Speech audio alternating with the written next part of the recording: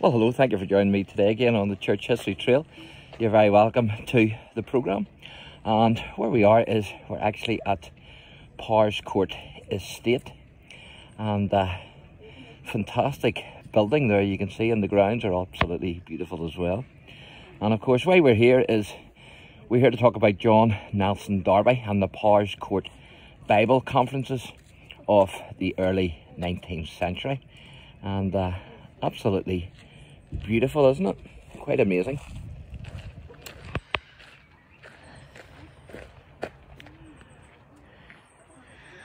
And so John Nelson Darby was born on the 18th of November 1800, and he died on the 29th of April 1882. And he was born in Westminster in London, and his middle name was Nelson. And the reason why he was given that name was in recognition of the Darby family association with Lord Nelson, because there is a connection, because John's uncle had actually served with Lord Nelson at the Battle of the Nile, and so his name was Admiral Sir Henry Darby, and he was of Leap Castle, and so they called John after Lord Nelson.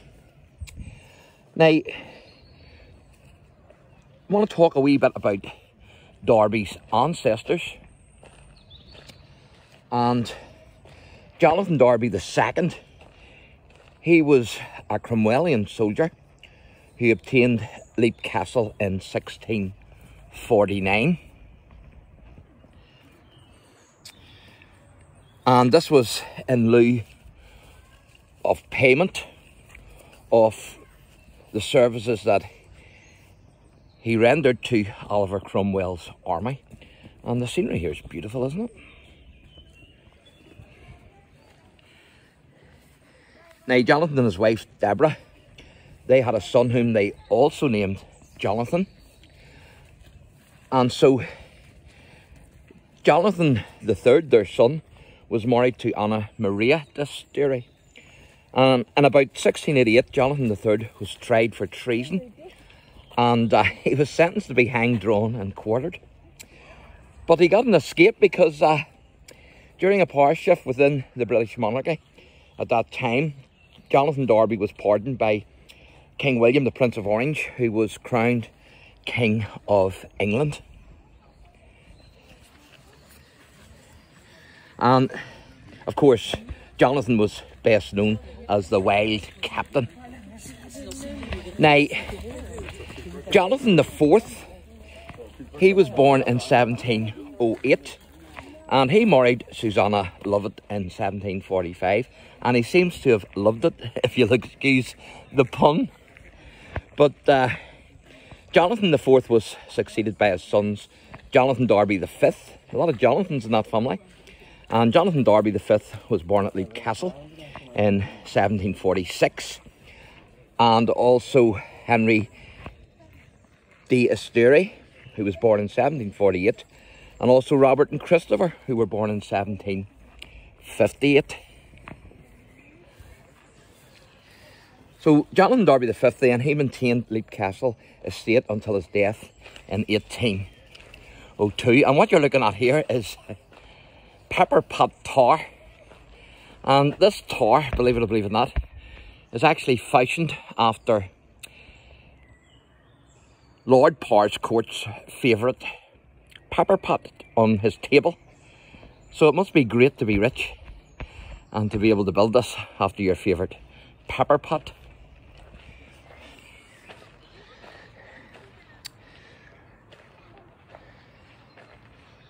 So as Jonathan V then, he had no male children. Leap Castle was then passed down to his younger brother, Henry. And Henry Darby was born in 1750, and he actually climbed through the naval ranks to become Admiral Sir Henry Darby in 1799. So this is the same Henry Darby who fought with Lord Nelson, and also whom John Nelson Darby got his middle name from. Now, Henry died in 1823, having no children. And so Leap Castle estate passed to his brother John Darby.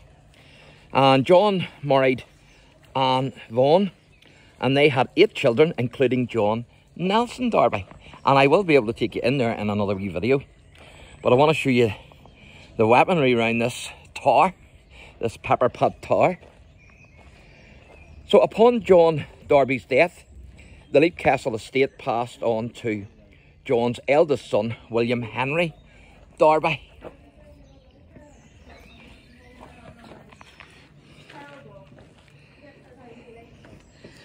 But it's John's 7th son that I want to talk to you about today, who has a big connection with the Powerscourt estate here. And his name, of course, is John Nelson Darby. So that's all I'm going to say in this wee video. Just going to show you around here. But I will talk about John Darby and the Powerscourt conferences. So hope to do a few videos here. So just keep a lookout for the videos. So this is part 1. So just going to show you around here and then we'll wrap the wee video up.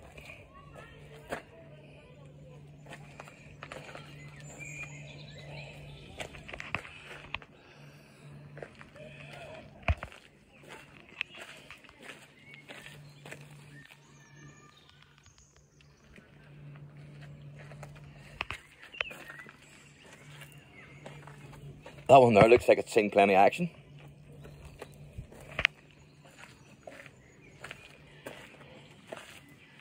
That's 1808, that one.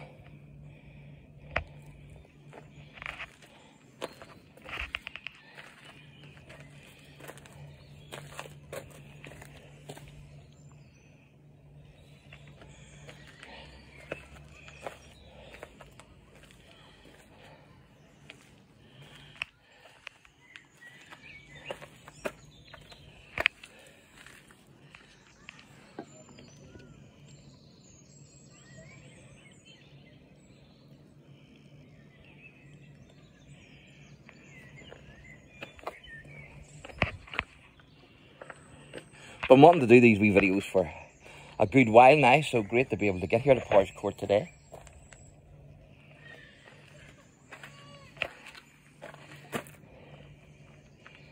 So just going to show you out around the outside of it just a wee bit, and then we'll wrap the wee video up.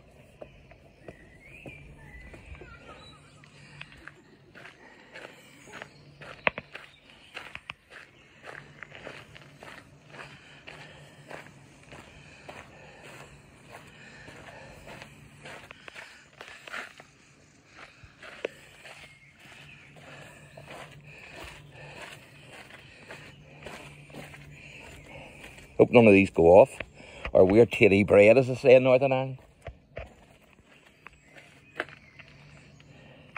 So I would recommend this for your family. Now, like anywhere, it can be a wee bit pricey. I think it's about 13 for me today, if I remember rightly. £13. But certainly you can spend all day here. And there's shops here, there's a garden centre, there's golf, there's everything here. And the grounds are absolutely beautiful. So certainly well worth the money, there's no doubt about it.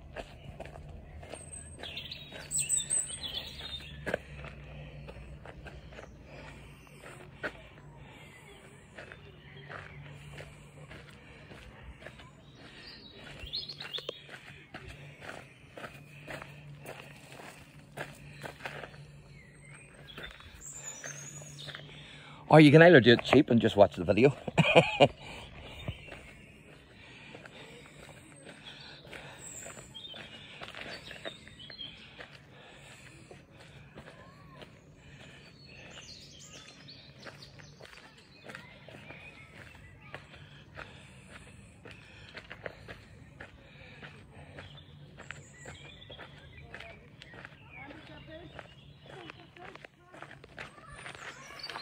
So there you go, folks. So thanks for watching, and God bless.